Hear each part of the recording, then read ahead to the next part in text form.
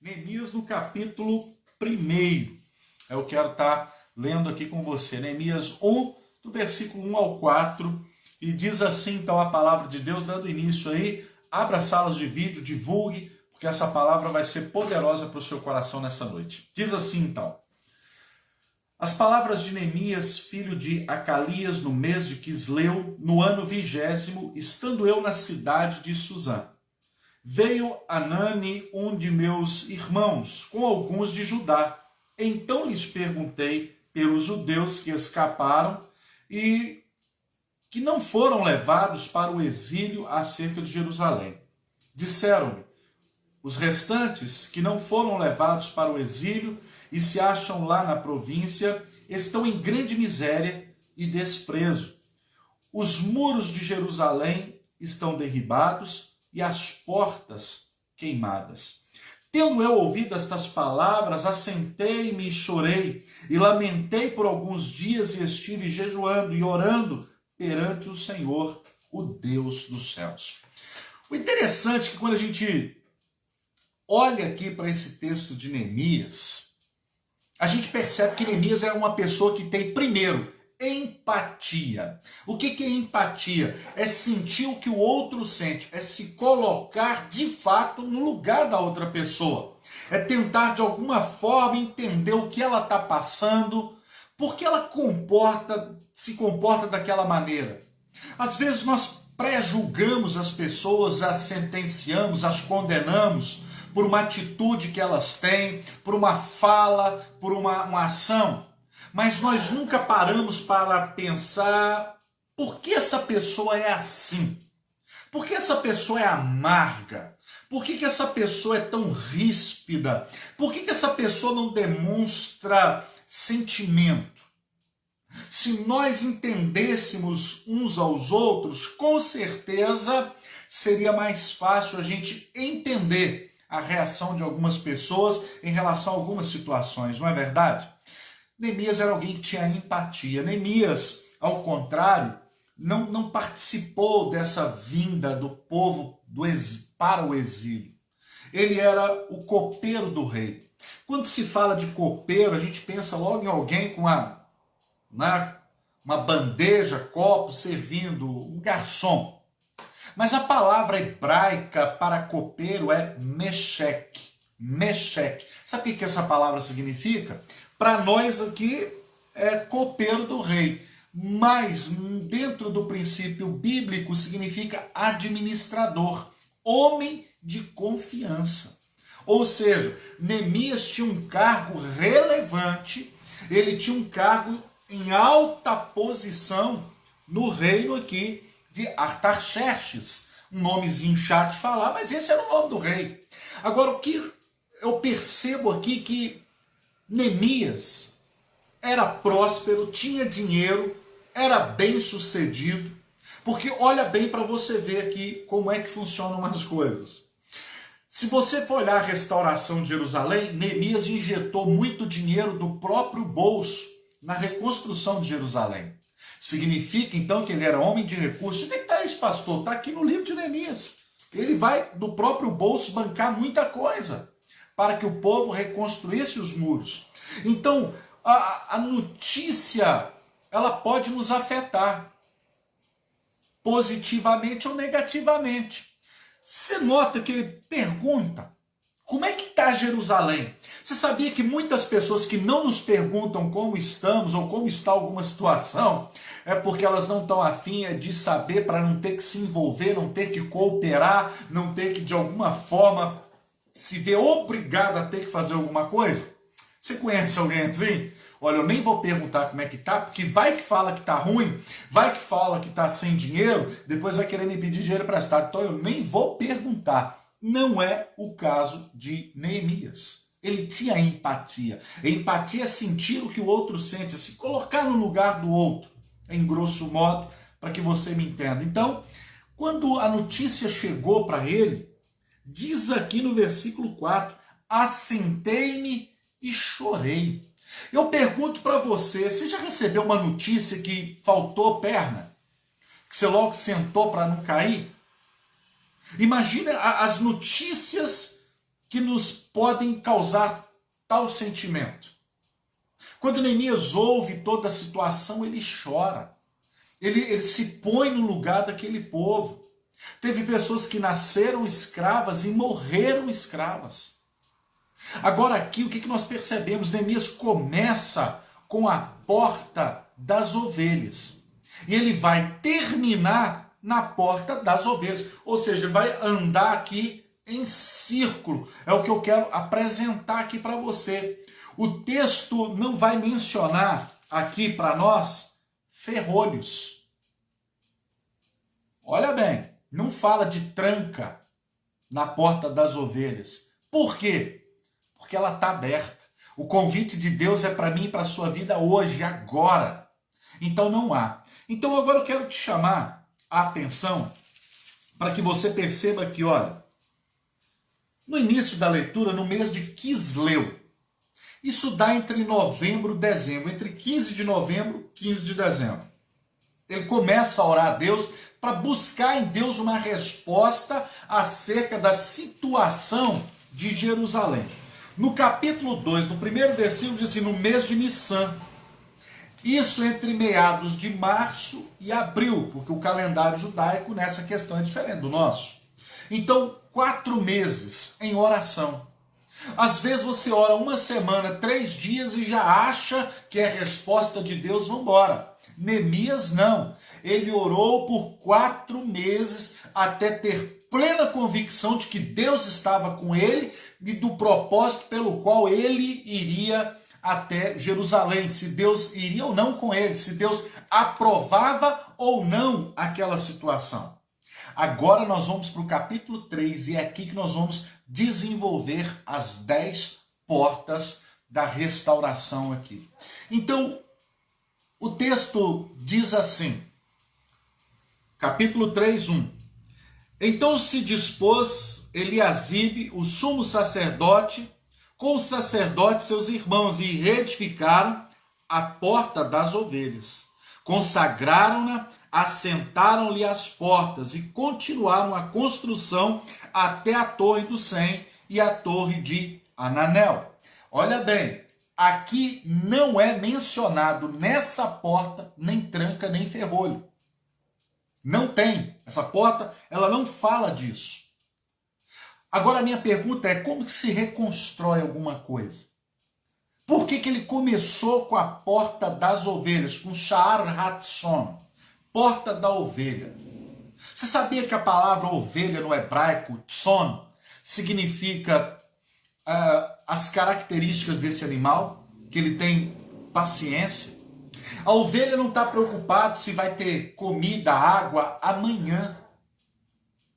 A ovelha só precisa de comida, abrigo, proteção agora. O pastor do Salmo 23, o nosso sumo pastor, ele diz o seguinte, Davi abre o salmo do pastor dizendo o seguinte, o Senhor é meu pastor, nada me faltará.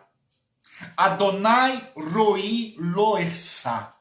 O Senhor é meu pastor, de nada terei falta. Essa é a tradução clássica aqui do hebraico. O nosso Deus nos é suficiente, isso é fato. Mas não significa que em algum momento nós não vamos ter falta de alguma coisa. E essa falta momentânea não significa descuido de Deus, não significa que Deus não cuida. O apóstolo Paulo, quando ele fala aos filipenses, ele disse claramente, olha, eu aprendi a ter, não ter, a ser honrado, não ser, a ter em abundância, a padecer necessidade. E ele encerra no versículo 13 do capítulo 4, dizendo, posso tudo naquele que me fortalece. Então, ele começa com a porta das ovelhas, porque você só reconstrói alguma coisa na vida se você tiver um pastor, se você tiver liderança, se você tiver debaixo da autoridade de alguém. Ninguém faz nada sozinho. Se Deus não é teu pastor, se você não é fiel a Ele, você não reconstrói. A Bíblia trata muito nessa questão aqui. Começou na porta das ovelhas, sem tranca e sem ferrolho. Então, você só pode reconstruir se você estiver disposto na vida a ouvir orientação. Há pessoas que querem reconstruir, que querem fazer, mas elas não ouvem ninguém. Elas não param para escutar ninguém. São copos cheios. Elas se acham autossuficientes. Querido, eu sei que sempre terá alguém que saberá mais do que eu. E eu tenho que ter a humildade de reconhecer isso e buscar nessas pessoas conselho. Porque a Bíblia diz que na multidão de conselhos há sabedoria. É o que a Bíblia fala. Então a ovelha me fala e me ensina muito sobre paciência. Essa palavra tem pelo menos aí 3 aplicações. Se você tiver paciência, quais são os frutos da paciência? Primeiro, a paciência ela evita a precipitação. A paciência evita a precipitação. Quantas vezes nós vamos poder dizer, graças a Deus que eu não abri minha boca, graças a Deus que eu não empenhei minha palavra, graças a Deus que eu não entrei nisso, graças a Deus eu tive paciência. Então a paciência ela evita a precipitação. A paciência também evita o ponto 2, o desequilíbrio emocional. Se você não se desequilibrar emocionalmente, você não vai falar errado, na hora errada, do tom errado, do jeito errado. E se você não perder o equilíbrio das suas emoções, o terceiro fruto da paciência, você não peca. Então se começa pela porta das ovelhas, porque a questão aqui é eu entender que eu tenho um pastor e que ele me é suficiente. Então o que eu preciso para hoje. Eu só preciso para hoje. Jesus ensinou esse princípio lá no Evangelho de Mateus, capítulo 6, versículo 9. Quando ele está ensinando os discípulos a orar, e ele diz, o pão nosso de cada dia nos dai hoje. Então esse é o princípio de Deus para nós que somos ovelha. A reconstrução começa pela ovelha. É por nós, meu irmão. Agora presta atenção, esse também é um princípio do Antigo Testamento. Está tanto na Taná, o Antigo Testamento, quanto na Brit Hadashah, Novo Testamento. Aonde que tem isso no Antigo Testamento? O maná no deserto. Deus falou ao povo que recolhei porção apenas para um dia. Você se lembra que quando o povo ficou preocupado e disse, vai que amanhã não tem, vamos recolher para amanhã? O que aconteceu? Embolorou, apodreceu, cheirou mal. O que Deus estava dizendo para aquele povo? Aprenda a depender de mim todo dia. Eu quero declarar para a sua vida nessa noite, todos os dias vai ter provisão de Deus para você, querido. Você não precisa preocupar o amanhã, o que eu vou comer, o que eu vou beber, onde eu vou, que dinheiro que vai ter. Não se preocupe com isso. Você sabe por quê? Porque nós temos um pastor, o Roi. A palavra Roi no hebraico é pastorear, é aquele que cuida, é aquele que leva para águas de descanso, é aquele que dá uma podada na lã da ovelha, que tira o sobrepeso, que a protege, que cuida. É por isso que ele começou com a porta das ovelhas, para dizer para mim e para você, olha, você para mim é mais importante do que muro, do que porta, do que prédio. Ok? Então ele começa na porta das ovelhas e não tem tranca nessa porta, não tem ferrolho, porque o acesso está liberado para mim e para você agora. Em Mateus capítulo 6, versículo 27, ele declara, quem dentre vós, por mais ansioso que seja, possa aumentar um côvado ao curso da vida? Um côvado é 44,44 centímetros. Essa medida pode variar, por quê? Porque ela é da ponta do dedo ao cotovelo, e a gente sabe que nem todo mundo tem o mesmo comprimento, ok? Mas o que ele está ensinando é um princípio. As suas preocupações não podem lhe afetar de forma benéfica, muito pelo contrário, elas apenas lhe irão subtrair. Por isso, 1 Pedro 5,7 diz: lança sobre ele a sua ansiedade, porque ele tem cuidado de você. Então a porta da ovelha aqui, ela trata disso. Neemias não orou 2 dias, não, gente. Ele orou foi 4 meses para que Deus lhe desse uma resposta. O nosso problema é que nós somos de uma geração imediatista. Nós queremos para ontem. Pode ser para ontem? Nós não temos paciência para esperar. Até a palavra diz na tribulação, sede paciente. Tenha calma. Deus tem algo para mim e para a sua vida aí. Tem provisão de Deus para mim e para você. Ele começa no Sha'ar Hatson, na porta das ovelhas. Por quê, pastor? Porque o negócio de Deus é comigo e com você. Deus se preocupa com você. Ele quer te abençoar. Ele tem bênção para você. Então fica tranquilo, meu irmão, porque a porta da graça está aberta. Ela não está fechada. Amém? A porta da graça, ela está aí aberta para a minha vida e para a sua vida. Então faça como uma boa ovelha. Tenha paciência. Não se precipite, não se desequilibre, não peque. Mas se infelizmente aconteceu um acidente, 1 João 2,1 nós temos um advogado junto ao Pai, que é Jesus Cristo justo, e ele não perde nenhuma causa. Ele vai contemplar você e a mim. Amém? Agora nós vamos para a segunda porta. Olha aqui para você ver comigo, Neemias agora, capítulo 3, versículo de número 3. Os filhos de Azená edificaram a porta do peixe e colocaram-lhe as vigas e lhe assentaram as portas. Olha aqui, ó, seus ferrolhos e trancas. Você viu, na porta da ovelha não foi mencionado ferrolho e tranca. Todas as portas que nós vamos citar daqui para frente, que são 10 portas, nas outras 9 vai ter tranca, vai ter chave, mas na da ovelha não. Que porta é esta? Sha'ar Hadag, porta do peixe. Meu irmão, essa porta aqui ela é espetacular. Por quê? Porque essa porta é a porta da provisão. Lucas capítulo 5, estava lá Pedrão, triste da vida, lavando a rede, frustrado, decepcionado. Tentou a noite toda, não pescou nada. Está lá o Pedrão. De repente Jesus pede o barco dele emprestado e começa a falar às multidões.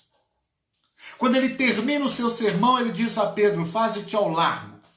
Lance as redes no profundo. Pedro diz: Senhor, tentamos a noite toda, nada apanhamos, mas sobre a tua palavra lançaremos as redes. Então Pedro vai a mar alto e ele lança a rede. Você conhece o texto. As redes quase se rompem. Ele tem que chamar quem está à sua volta para ajudá-lo. Agora o que eu quero que você perceba? Você acha que Deus quer te frustrar, te falir, quebrar você para você vir para o ministério? Claro que não. Meu irmão, Jesus podia ter chegado da praia e falado: Pedrão, tem uma pregação para você, uma palavra para ti. Larga essa rede e me segue.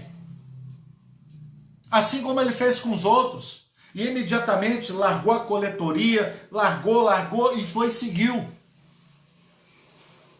Mas pensa comigo. Se Pedro está lavando a rede, Jesus o chama e ele vai seguir Jesus. Quando ele nega Jesus lá e volta à antiga profissão de pescador, frustrado. Talvez em algum momento, durante os 3 anos e meio que Pedro andou com Jesus, ele podia ter passado.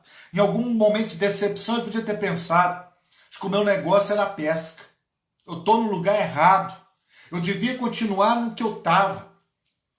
Eu vim seguir Jesus. Eu acho que o meu negócio estava lá na minha empresa de pescaria. Mas não deu. Também não estava dando peixe.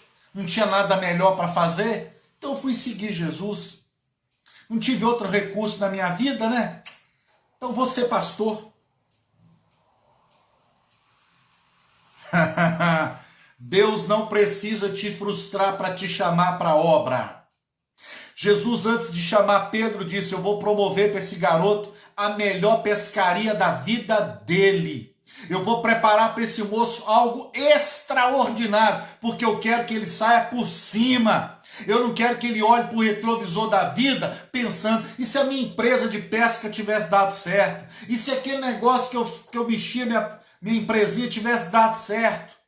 Mas não fiquei para ver. Não, Pedro saiu por cima. Eu quero dizer para você que se Deus quiser fazer algo na sua vida, você vai sair por cima. Agora preste atenção, em Filipenses capítulo 4, versículo 19, diz assim: e o meu Deus, segundo a sua riqueza em glória, há de suprir em Cristo Jesus cada uma de vossas necessidades, não as suas vontades.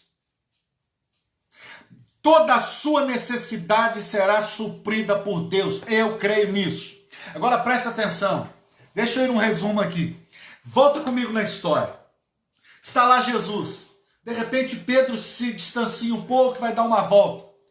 De repente os homens do templo viram para Pedro e diz assim: Pedro, o teu mestre não paga impostos e nem vocês não pagam imposto como todos os demais fazem, Pedro? Pedro se viu numa situação, olhou para um lado, olhou para o outro: cadê Jesus? Aí Pedro falou: não, meu mestre paga imposto, sim, eu também pago. Eu pago e Jesus também paga. Aí Pedro saiu dali e foi procurar Jesus. E de repente ele se encontra com Jesus. Quando Jesus olha para Pedro, antes que Pedro abrisse a boca, Jesus fala: Pedro, deixa eu lhe fazer uma pergunta. Ele: pois não, Senhor. Ô Pedro, os filhos do rei, os príncipes, as princesas, filho do rei, paga imposto? Pedro falou: claro que não, Senhor. Ele é filho do rei. Os filhos do rei, muito pelo contrário, eles vivem, eles se mantêm através dos impostos. Então, Pedro, por que você acha que eu deveria pagar imposto se o templo lá é casa do meu pai? Mas Pedro, para que eles não se escandalizem, vá até o mar e pesca um peixe. O primeiro que você pegar, abre a boca dele, tira o dinheiro que vai estar lá e paga o imposto para você e para mim. Olha, o que eu quero que você entenda. Pedro era o quê? Quando Jesus chamou ele em Lucas 5, pescador. O que Pedro tinha? Ele tinha uma sociedade, ele tinha uma empresa de pesca. Agora vamos imaginar o Pedrão, o cara que pescava, o cara da pesca maravilhosa que diz o subtítulo de Lucas 5, está passando com um murinete para ir pescar. Quem olha para Pedro falava o quê? Ê, Pedrão, foi seguir Jesus, caiu o nível, hein, rapaz? Quem diria em você que era dono de uma empresa de pesca, agora está aí com a varinha de pescar, rapaz? Que é isso, Pedrão? E lá vai o Pedro. Jogou. Pegou o peixe. Quando ele abriu, o imposto deu para pagar. O dinheiro deu para pagar o imposto dele, o tributo dele, Pedro, e de Jesus, e ainda sobrou troco. Porque onde o meu Deus está, nunca falta nem empata, sempre vai sobrar. Deus não arruma um rosco para ninguém, e Deus jamais vai te deixar numa situação, meu irmão, constrangedora. O nosso Deus sempre lhe permitirá sair por cima se você tiver compromisso com Ele, se você tiver vida com Deus. Essa porta é o Sha'ar Hadag, é a porta da provisão. É uma porta onde Deus abre e traz providência para a sua vida, sustento para você. O meu Deus suprirá todas as suas necessidades em glória por Jesus Cristo. Ele vai te suprir. Você não vai ser envergonhado. Tem uma porta de provisão que vai abrir para você, meu irmão. Eu creio nisso no nome de Jesus. Tem uma porta de provisão de Deus para a sua vida chegando aí, ó. Deus irá resolver o seu problema, meu irmão, mas olha, não vai ser só o seu, não. Todo mundo que estiver contigo será beneficiado por sua causa também. Olha bem isso aqui, ó, que eu disse, Mateus 17, do 24 ao 27. Diz assim, olha, Mateus 17, do 24 ao 27. Depois você lê aí, ó, Jesus paga o imposto. Vai lá, Pedrão, aqui, olha. No versículo 26, eu estou falando com ele, logo o filho está isento, ué. Mas para que não se escandalizem, vai, lança o anzol. O primeiro peixe que fisgar, tiram. E abre a boca dele e achará um estáter. Toma-o e entrega-lhe por mim e por ti. Você acha que Deus vai deixar você passar vergonha? Você acha que o Deus que nós servimos, meu irmão, vai te deixar numa situação de saia justa? Jesus falou, olha, eu não tenho obrigação de pagar, porque aquela lá é a casa do meu pai, eu sou filho do rei. Eu sou príncipe.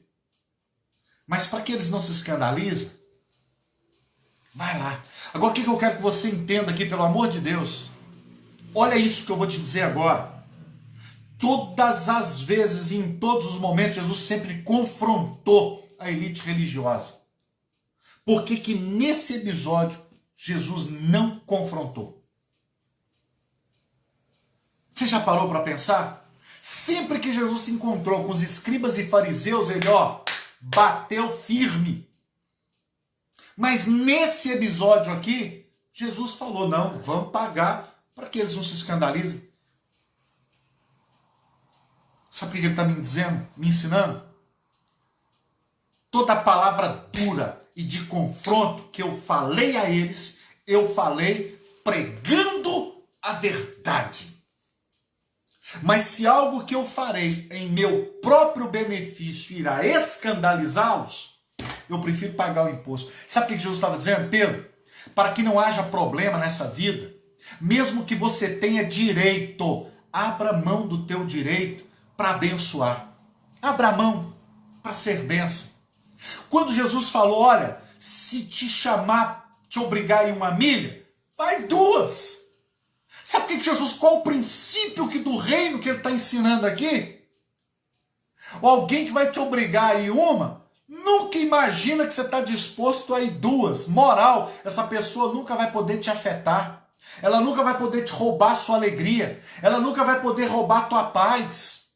Se alguém quiser te levar a capa, e lá no teu coração você já está disposto a dar a túnica, essa pessoa nunca vai poder te tirar do centro. Ela nunca vai poder tirar você do foco. É o que Jesus está dizendo.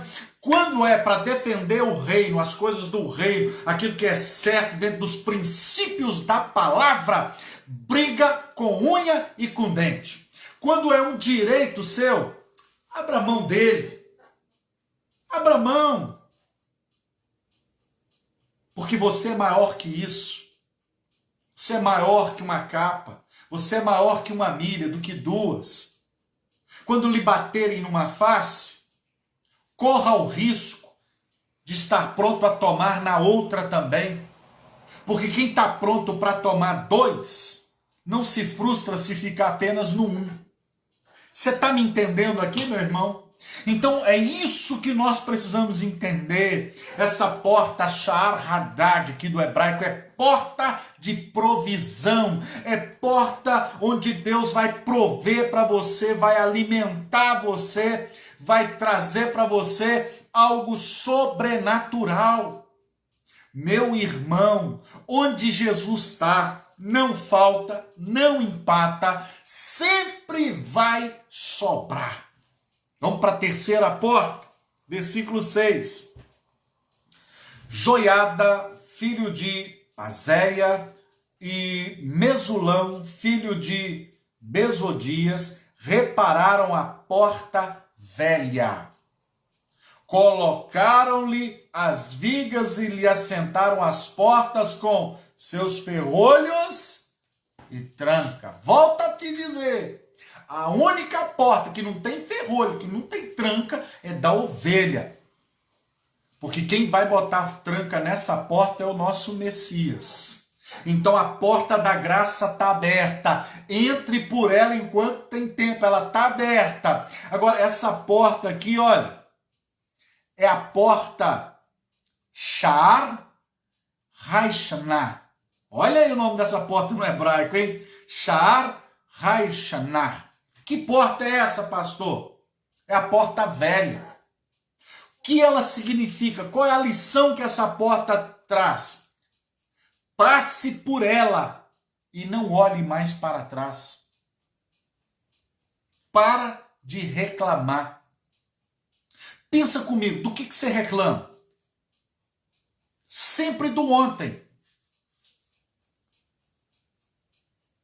Porque fizeram, porque falaram, porque me agiram assim, porque não me ajudaram, porque não cooperaram comigo, porque me traíram, está sempre passado. Aqui, essa porta, Haishana, significa passe e tudo que não presta, deixa lá fora. E tranca, e larga lá. Abandona. 2 Coríntios 5,17 diz, pois se alguém está em Cristo, nova criatura é. As coisas velhas passaram, eis que tudo se fez novo. Como eu vou experimentar o melhor de Deus carregando o velho comigo? Jesus falou, olha, não se põe vinho novo em odre velho, porque com a fermentação, na hora da dilatação, estoura. Como diz o bom capixaba, vai pocar. Difícil acostumar com esse negócio. Porque com a fermentação, poca. Ô pastor, o pneu pocou. Tem que ir lá no borracheiro, pocou. Furou, rapaz. Ah, mas aqui é pocô. O que Deus tem para você é tão extraordinário, e é tão grande, é tão tremendo, que se você não tiver uma mente renovada para receber, quando essa palavra de renovação entrar, estoura seu cérebro, você não vai comportar a informação, você não vai entender, vai viajar na maionese, como diz os antigos, vai ficar no mundo de Bob. Você dançou, perdeu o melhor de Deus, por quê? Porque está trazendo o velho junto com você. Você não consegue sepultar o velho homem, não consegue. Passe por essa porta e larga tudo que não presta, tudo passado lá para trás, meu irmão. Olha, já diz um ditado aí que todo mundo conhece, quem gosta de coisa velha é museu. Apocalipse capítulo 21, versículo 1 diz assim, vi novo céu, nova terra, pois o primeiro céu e a primeira terra passaram e o mar já não existe. Vi novo céu, nova terra. Com Deus é tudo novo. Novo. Então o que eu preciso entender? Eu tenho que passar por essa porta e deixar para trás. Deixa para trás sentimentos que não lhe fazem mais bem. Recordações que só lhe fazem mal. Eu fico chateado quando eu vejo pessoas que adoram ressuscitar defunto. Deus falou dos teus pecados, já não me lembrarei mais. E diz que ele lança no mar do esquecimento. Mas o que tem de coveiro dentro de igreja? Que gosta de ficar cavando, abrindo sepultura. Pessoas dentro da igreja que só gostam de escavar. Arqueólogos.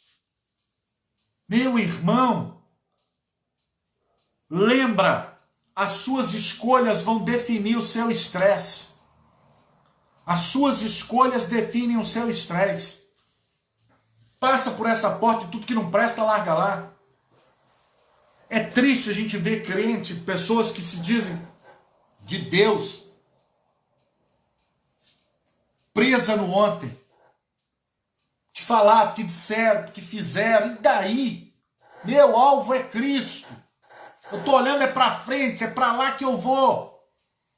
Você não pode corrigir na sua vida aquilo que você não está disposto a confrontar. Existem áreas e situações na sua vida que precisam ser confrontadas. áreas e situações na sua vida, meu irmão, que você precisa raciocinar. Tem muita gente que reclama daquilo que tolera. Ageu capítulo 1, versículo 5. Considerai o vosso passado.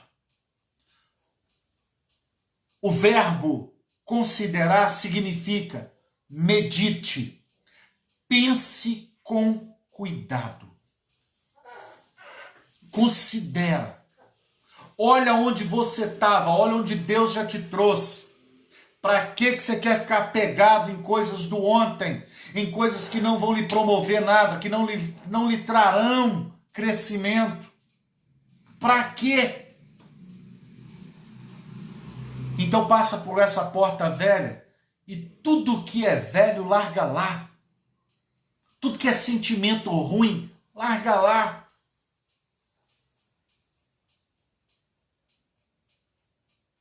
Meu irmão, quando Paulo falou que me livrará do corpo dessa morte, porque isso era um costume romano. Quando alguém cometia um determinado crime, por exemplo, um homicídio, sabe o que eles faziam para punir o assassino? Amarrava o cadáver no corpo da pessoa. E ela tinha que ficar ali, ó. A pessoa ia se decompondo, presa àquela que a matou. Por isso Paulo faz a citação, quem me livrará do corpo dessa morte? Paulo sabia do que estava falando. Mas tem gente que é assim. Ele carrega, ele gosta. Ele não está vivendo o novo de Deus, ele não experimenta o novo de Deus, porque ele ainda está pegado ao velho. E aí tem gente que é tão cabeça dura que fala assim, uai pastor, mas a Bíblia diz não vamos remover os marcos antigos. Meu irmão, cresce e aparece. Eu não estou falando desses marcos que a palavra de Deus fincou. Porque já teve até pastor que já falou, mas a Bíblia diz para que não removamos os marcos antigos. E quem falou que é desses marcos que a palavra está dizendo que tem que estar bem cravado que eu estou falando, que eu estou pregando?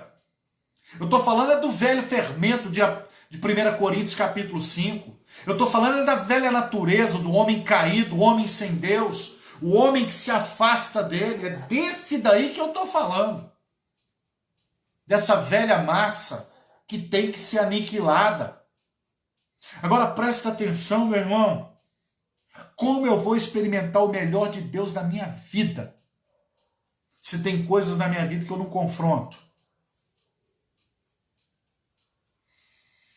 Considere o seu passado, ou seja, reflita nele com muito cuidado e analise se vale a pena continuar carregando isso.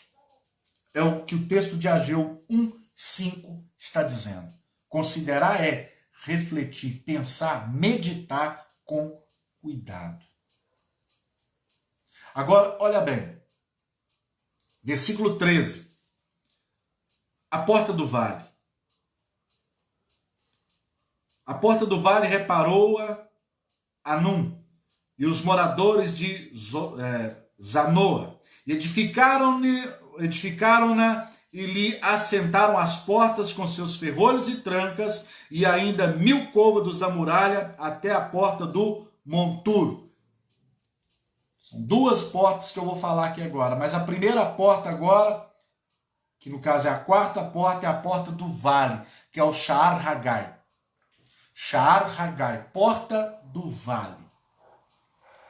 O interessante aqui é que quando a gente fala de luta e de provação, a gente, na linguagem do crentez fluente, quando a gente fala vale, pastor, estou no vale, a gente está falando de quê? De luta, de perseguição.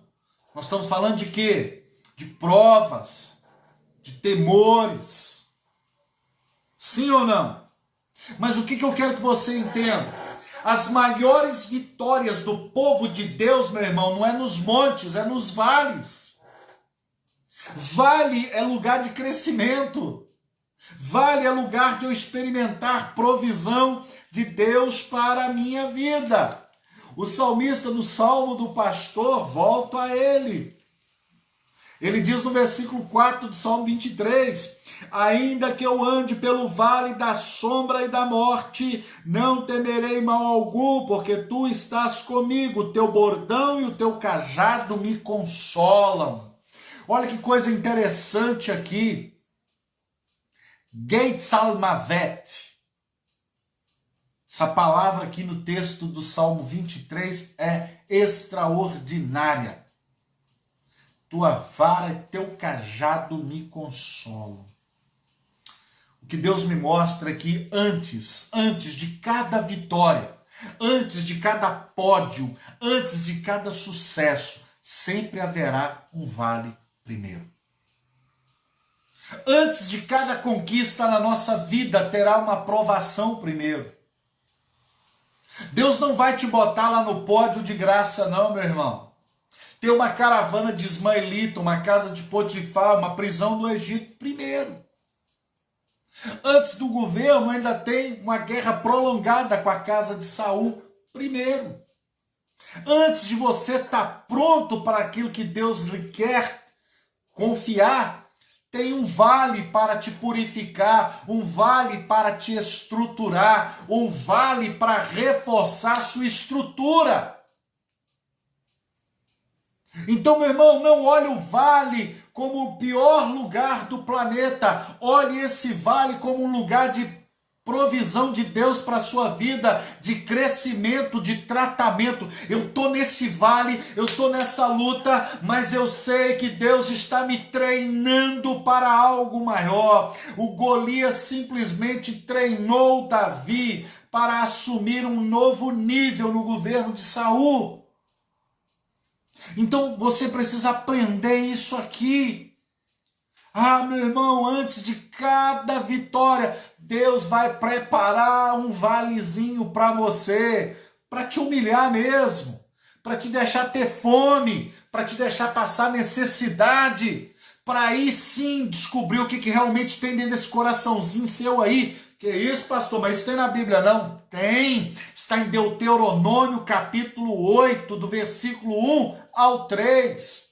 E o próprio Deus declara para Moisés, Moisés, eu te deixei, eu te humilhei, eu te provei. 40 dias não foi 40 minutos, nem 40 semanas não. Eu te provei, te humilhei, te testei, te levei, Moisés, ao extremo, estes 40 anos, para provar o que estava no teu coração. Porque, meu irmão, tamanha foi a provação de Moisés, tamanha foi a sua vitória. 40 anos no palácio achando que era alguma coisa.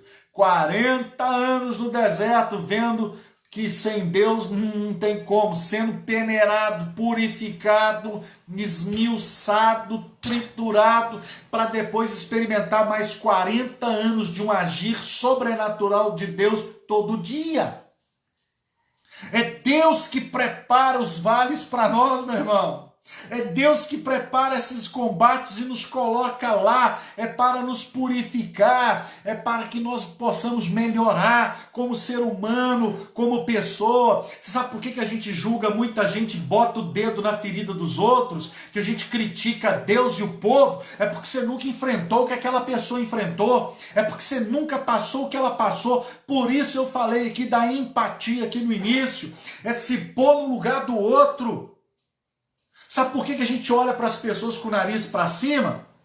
É porque, graças a Deus, você nunca passou por o que ela passou. Você nunca enfrentou o que ela enfrentou.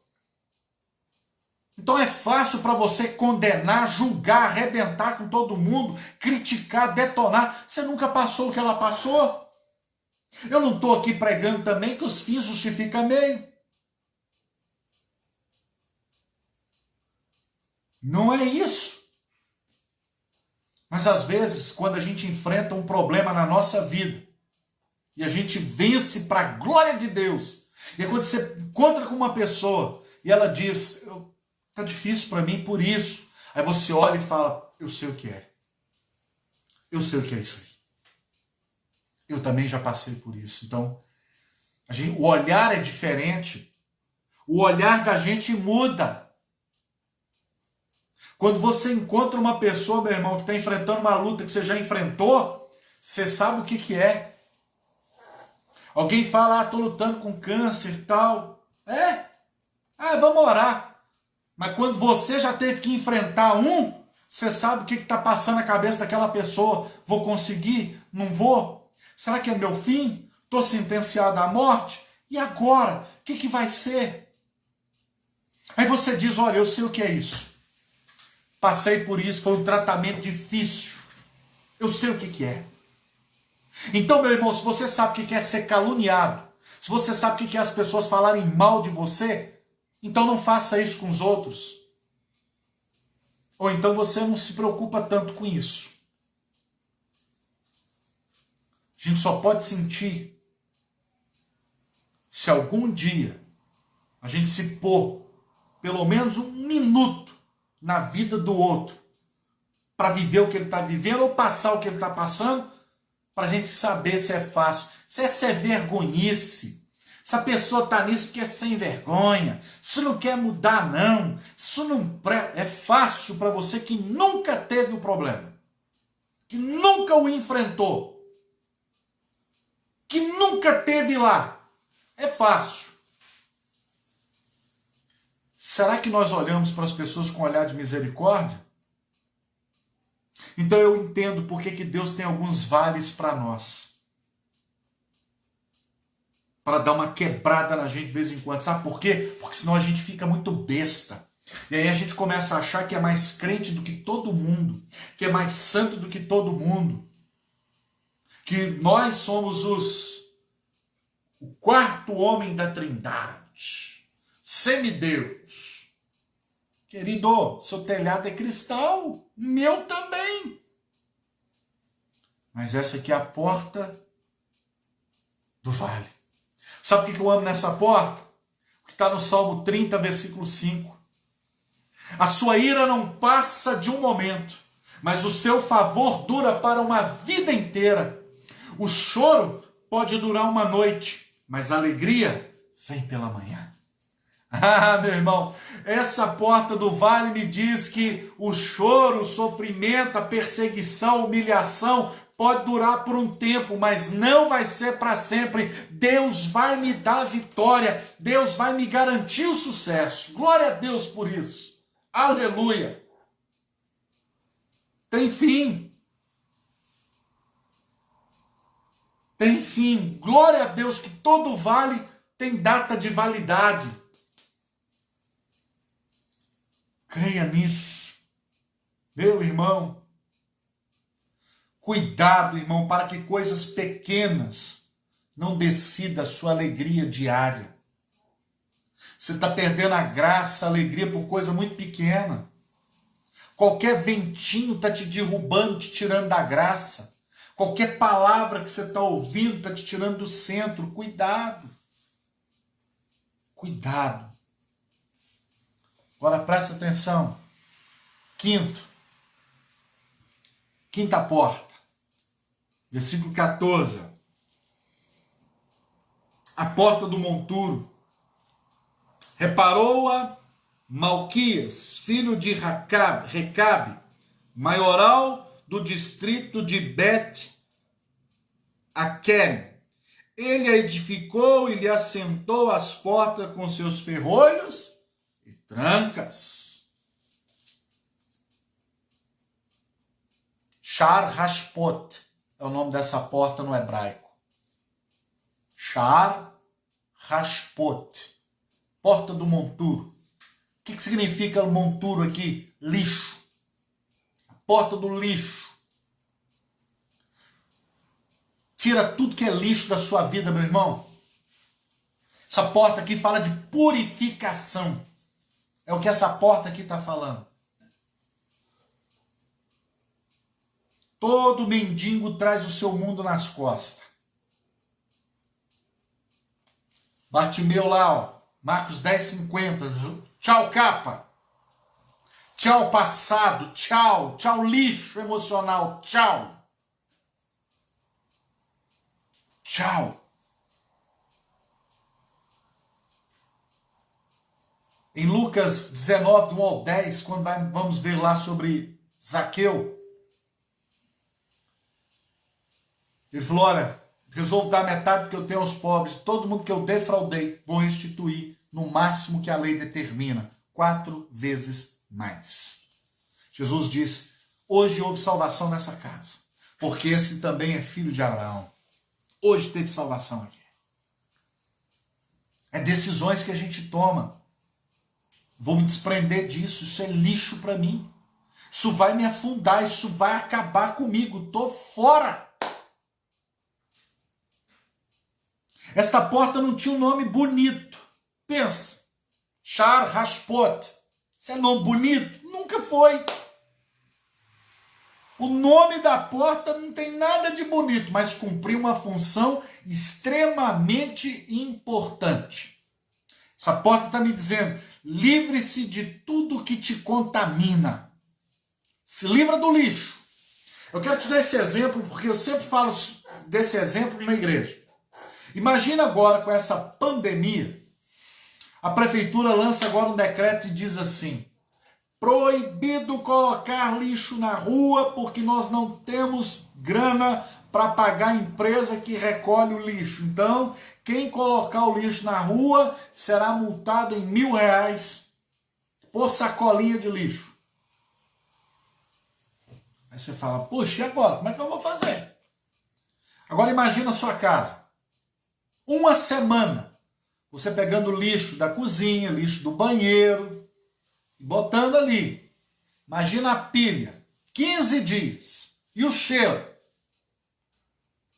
E você começa, meu Deus, e agora? Você olha na rua, fiscal passando para cima e para baixo toda hora, porque quem colocar, R$1.000 de multa.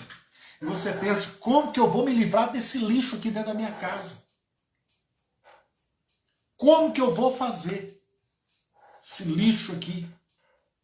Aí você pensa, já sei. Aí você vai na papelaria, você pega, compra os papéis lindos, laços de presente, umas caixas de papelão.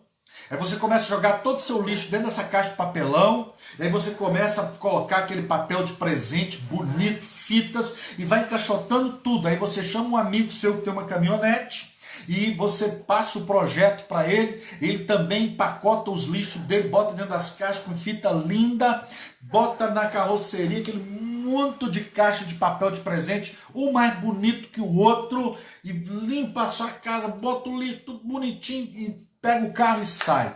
Aí você vai para um bairro assim, bem, mas muito barra pesado mesmo. Aí você encosta o carro assim e sai. E fica de longe vigiando. De repente um passa, olha, vê aquelas caixas lindas, um pega uma caixa, sai correndo, o outro também, de repente começam a saquear o carro. Quando você vê que já não tem mais nenhuma caixa no carro, você e seu amigo vai para o carro, liga, puf, vai embora para casa. Você chega em casa e diz, tô livre do lixo, graças a Deus. Se é que você pode dar graças a Deus por isso. Aí aquelas pessoas que pegaram aquelas caixas estão chegando em casa agora, e a casa delas já está toda entupida de lixo. E aí chama, que é isso? É um negócio aí que eu comprei. Comprou ali na Robalto. Aí quando vai rasgando o presente, aquele papel lindo, vai tirando aquelas fitas lindas. Aí quando a pessoa abre a caixa, o que tem lá dentro? Lixo. É exatamente o que Satanás faz. Ele pega a prostituição, ele pega os vícios, ele pega o Lashon Hará, a língua maligna, e bota tudo lá dentro. E bota num papel lindo de presente. E aí você compra o pacote pela embalagem. Mas quando você abre dentro da sua casa, o que tem lá dentro? Mais lixo. É assim que Satanás faz. Essa porta não tinha nome bonito, mas tinha uma função extraordinária. A gente tem que tirar o lixo da nossa vida. Tem que tirar o lixo. Semana eu estava conversando com uma pessoa, aí ela tá falando, eu fiz assim, comecei a fazer assim, ó. Exatamente assim. Aí eu fui fazendo assim. Aí essa pessoa virou para mim e falou assim, ué, por que você está fazendo isso assim no seu ouvido desse jeito? Ah, porque eu nunca ouvi tanta merda. Aí a pessoa... Mas ela entendeu. Muito lixo, às vezes, lixo. Cuidado. Satanás vai tentar fazer você pegar um pacote bonito, mas o que tem dentro dele é morte. É morte. Olha aqui para você ver. Essa porta está falando. Se livra e bota tranca. Mete cadeado. Não deixa o lixo voltar. Certo tempo de lixo começa a dar até bicho. Deu até rima. Mas é uma verdade. Irmão, vamos para a sexta porta. Meu tempo aqui já está estouradaço. Mas vamos lá, versículo 15. A porta da fonte. Reparou-a Salum, filho de Col-Rosé, maioral do distrito de Mispa. Ele a edificou e a cobriu e lhe assentou as portas com seus ferrolhos e trancas, e ainda o muro do açude de Selá, junto ao jardim do rei, até aos degraus que descem à cidade de Davi. Olha bem, a porta da fonte. Shar Hayon. Porta bonito o nome, né? Olha, Hayon, fonte. Shar Hayon, a porta da fonte. Essa porta aqui fala de riqueza. Essa porta fala de plenitude. O que eu não entendo é que tem crente em Jesus brigando por causa de caminhão-pipa, brigando por causa de balde d'água, quando ele tem a fonte que é Jesus Cristo. É triste pensar nisso, quando temos essa compreensão. Crentes em Jesus brigando por balde, brigando por caminhão-pipa, e ele tem a plenitude que é Cristo na vida dele. Meu irmão, está na hora da gente acordar. Depois que você conquistar tudo, não abandone a fonte, não deixe de ir à igreja, não deixe de participar, não deixe de ser cooperador. Tem pessoas que são fiéis, são crentes enquanto estão no vale, enquanto estão passando por luta, por provação. Quando conquistam vitória, desaparecem. A bênção virou maldição. Estão trocando a fonte por balde, fonte por caminhão-pipa. Meu irmão, a fonte da sua vida, acorda. A fonte da sua vida não é seu emprego, não é seu dinheiro, não é sua mulher, não é seu marido, não é seus filhos, não é sua casa, não é seu salário, não é sua fama, não é sua reputação. É Cristo em você. É Jesus, querido. A fonte é Jesus. A fonte não é meu emprego. A fonte não é meu dinheiro. A fonte não é o meu sucesso. A fonte não é minha casa, não é meu carro. A minha fonte é Jesus. Você pode perder tudo, você só não pode perder Jesus.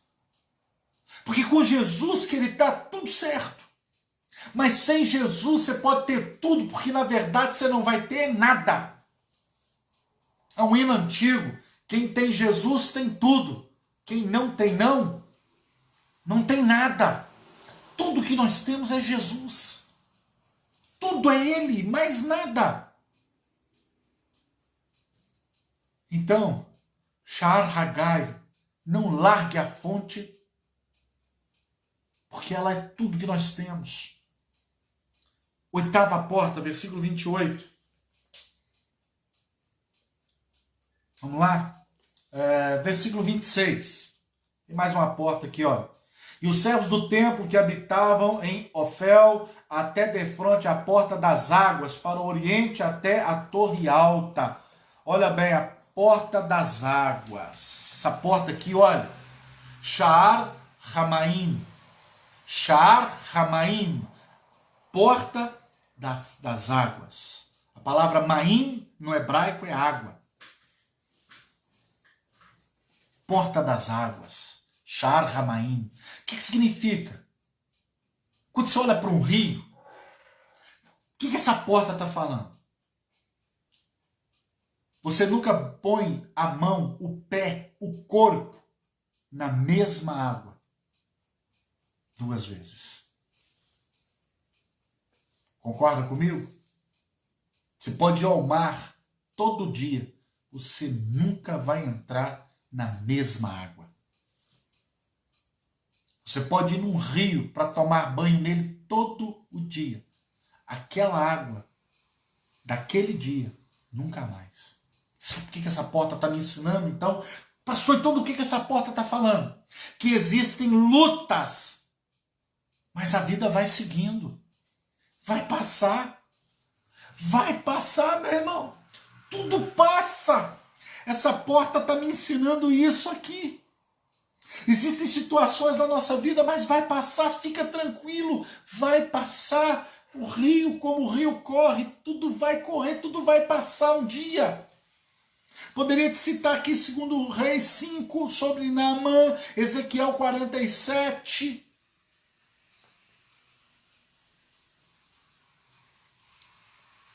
Versículo 28, deixa eu ir para mais uma porta aqui para me encerrar hoje mesmo, olha. Para cima da porta dos cavalos, repararam o sacerdote, cada um defronte da sua casa. A palavra cavalos no hebraico é sussim. Então aqui a porta é Sha'ar HaSussim, a porta dos cavalos. Presta atenção, você pega o documento do seu carro. Quando você vai olhar a potência do seu motor lá do seu carro, o que está falando lá? Cavalos de força. Ok? Então cavalo tem a ver com o quê? Com força. Lá em Jeremias 12, versículos 5 e 6 diz assim: se te fadigas correndo com os que vão a pé, como você vai competir com os que vêm a cavalo? Se em terra de paz você está perturbado, o que você fará na enchente do Jordão? Porque os teus inimigos serão os da tua própria casa. Não confie neles, ainda que eles te digam coisas boas. O que Deus está falando? Olha, você está correndo com gente a pé, igual você está abrindo o bico. Como que você vai correr com a turma que está vindo a cavalo? Querido, Deus está te treinando para você correr mais do que quem está vindo a cavalo. Deus está te fortalecendo, te estruturando. Essa porta é a porta da força, Sha'ar HaSussim. É a porta da força. Essa porta nos lembra que estamos em guerra. E que é guerra todo dia.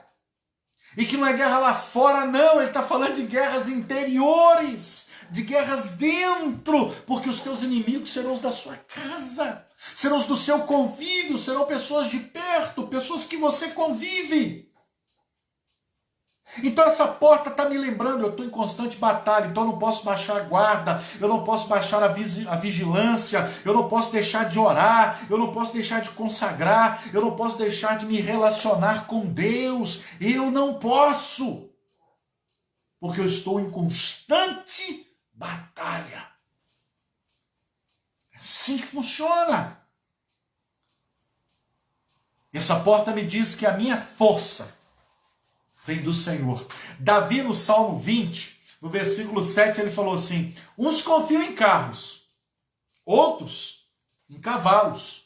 Nós faremos menção do Senhor nosso Deus. O Senhor é a nossa força, meu irmão. A nossa força vem de Deus. O que nos mantém de pé é a palavra do Senhor. Então creia nisso no nome de Jesus. É Deus que nos sustenta. É o Senhor que nos fortalece. Tudo que nós temos é Deus. E tudo que você precisa, Deus.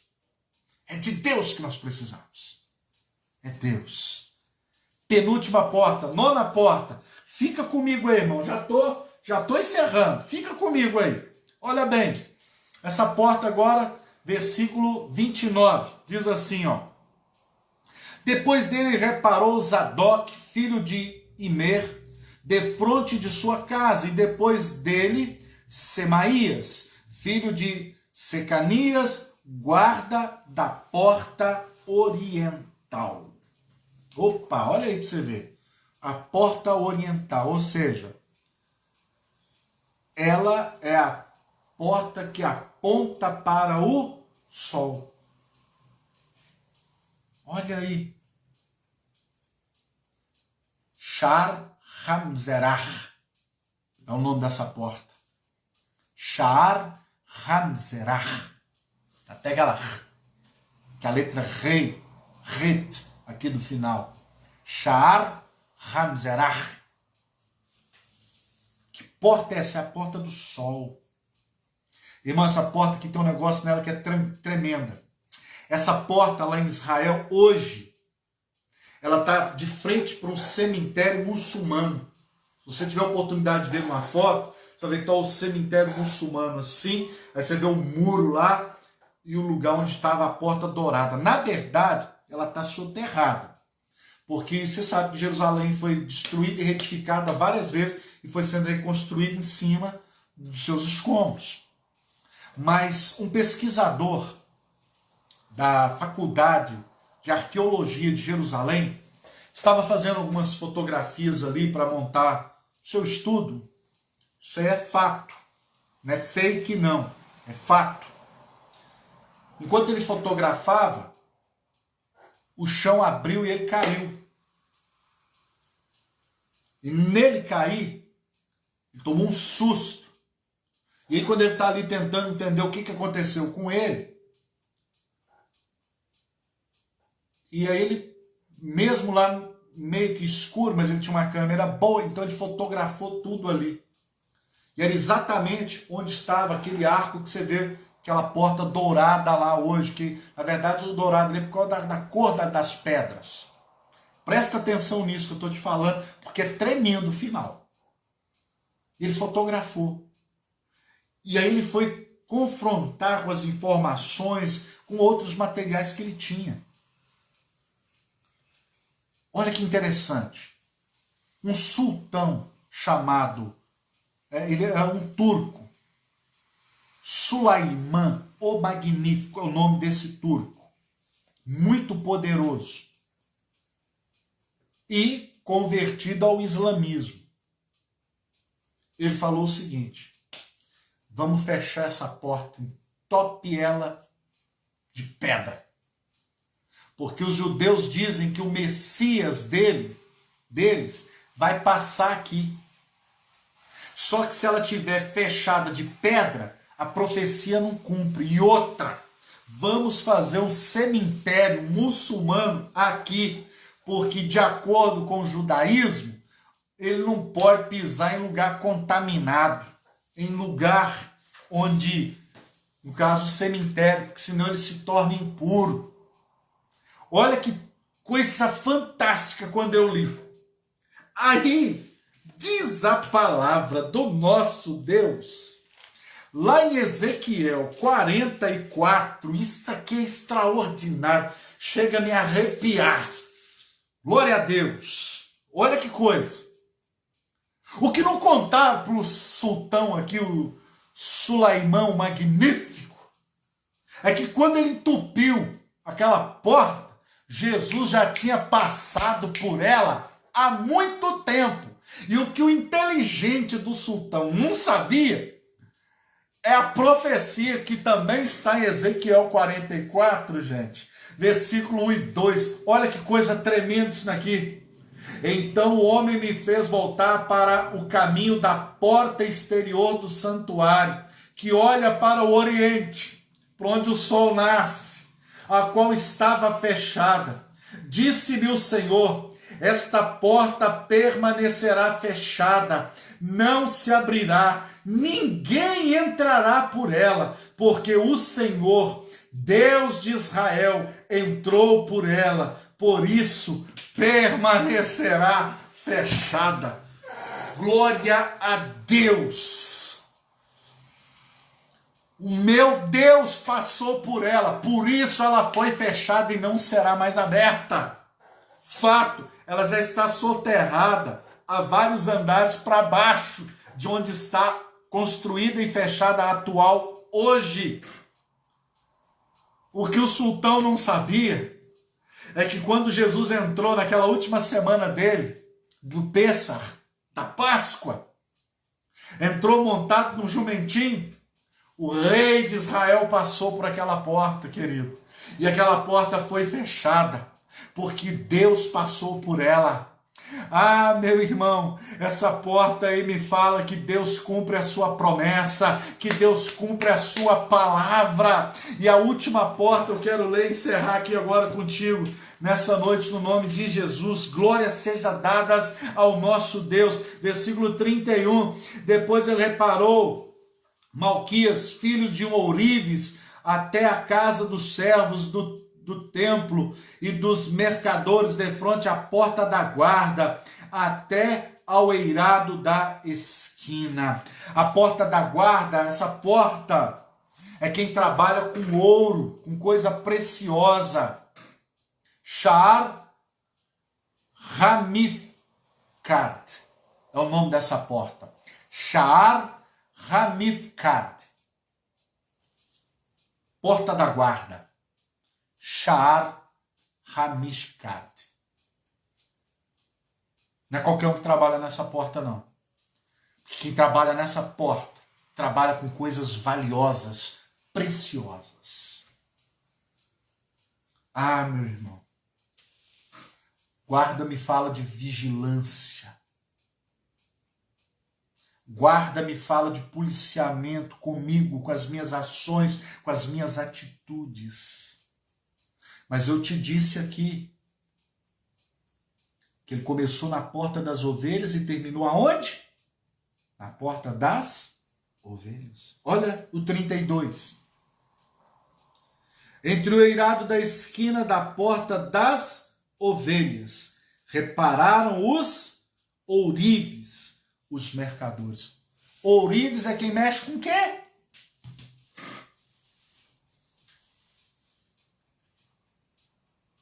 Quem trabalha na porta da ovelha, querido, trabalha com o que é de maior valor para Deus. Eu e você. Por isso nessa porta não tem tranca, não tem ferrolho, porque ela está aberta, é a porta da salvação, é a porta da graça. Há tempo para você passar por ela. O meu Messias, Yeshua HaMashiach, ele passou por aquela porta. E até os dias de hoje, quando Jesus olhou para os fariseus e disse, se eles se calarem, as próprias pedras clamarão. Quando eu olho para aqueles muros hoje, de frente para aquele cemitério muçulmano, e eu vejo aquela porta dourada fechada, eu olho e diz, o meu Deus passou por aqui. E as pedras estão clamando até hoje que ele passou. Quando você olha para aquela pedra, para aquelas muralhas, você consegue enxergar. Ele passou por aqui. Elas declaram até os dias de hoje que o rei de Israel passou e ele vai voltar. Ele vai voltar para nos buscar. A porta da ovelha é a porta mais preciosa, onde tem o que se é de maior valor. É a porta das ovelhas. Que Deus abençoe você. Que Deus abençoe a sua palavra.